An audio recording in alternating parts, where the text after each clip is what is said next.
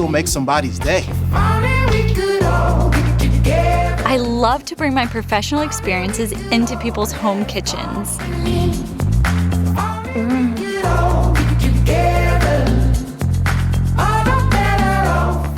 it's very hard to walk in victory and be a victim at the same time.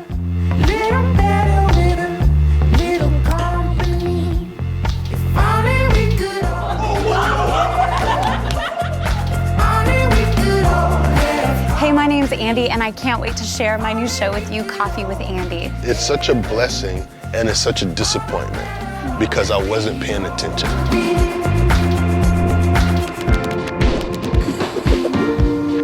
I know what it's like to be in church and not get your questions answered. Because of all of your hard work here at the restaurant and at home, we want to bless you with a $1,000 tip. Oh my God.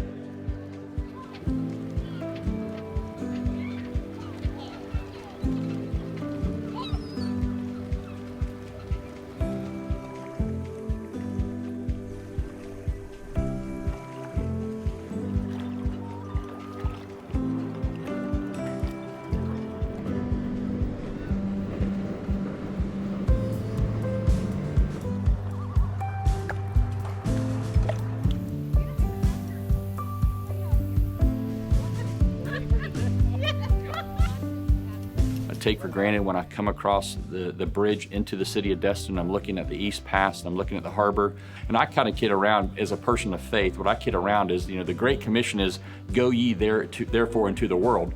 And I kind of say, hey, we have the benefit of somewhat being lazy here because we have the world literally coming to us. Typically, we have a very, very small population when it comes to like the winter time. And then as soon as spring break and summertime rolls around, it blows up. This place is packed. You can't drive anywhere. You can't park anywhere. The beaches are flooded. There's a good mixture of families to college kids to just, party animals, all that good stuff. We understand the tourist industry. We understand just what it's like to be a young adult, like growing in the industry here. We don't have a big college town here.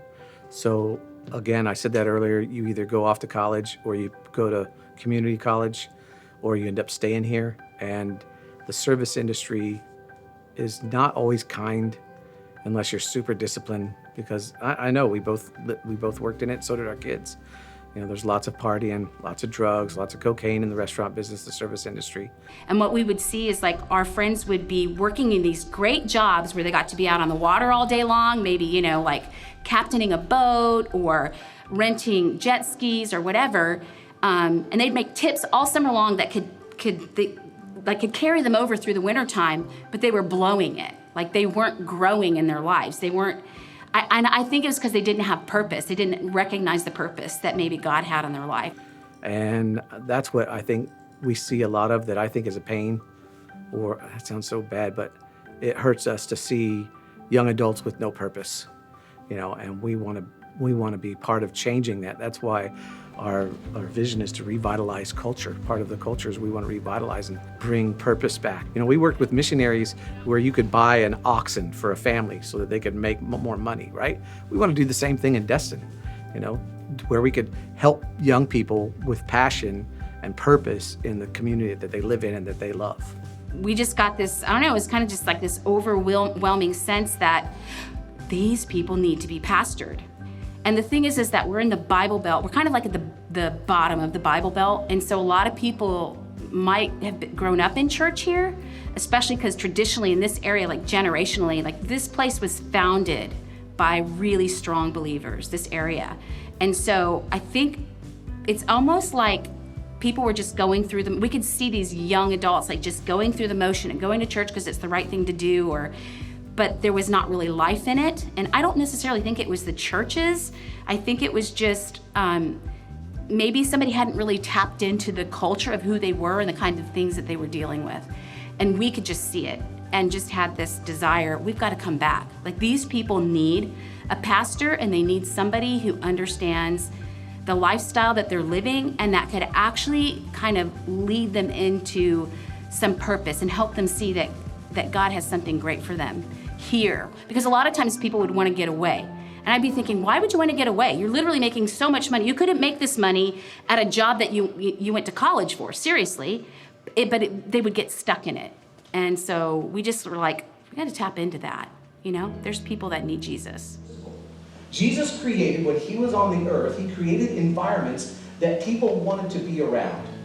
Now that comes as no surprise unless you look at the kind of people that wanted to be around him. And we always said that how we did youth church in the 90s is how you're going to have to do church when we move into the 2000s. And we just wanted to create a real place where you could just be authentic, and it wasn't church culture, for one, because church culture is hard to understand. It's hard to break into. So one of the things we wanted to do was create our own culture that wasn't, it was biblical, but it wasn't a church culture. You understand what I'm saying?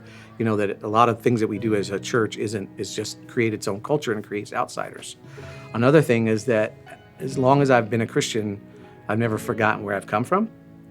I've never forgotten, you know, there's that saying that says, you know, except for the grace of God, there go I. That's always been inside me. So I always have a heart for people who are far from God, because I know that I was far from God, and I've never forgotten that. This town is, it used to be a fishing town from what I understand back in the day. Obviously, I'm not old enough to be there, but nowadays it's become a party town.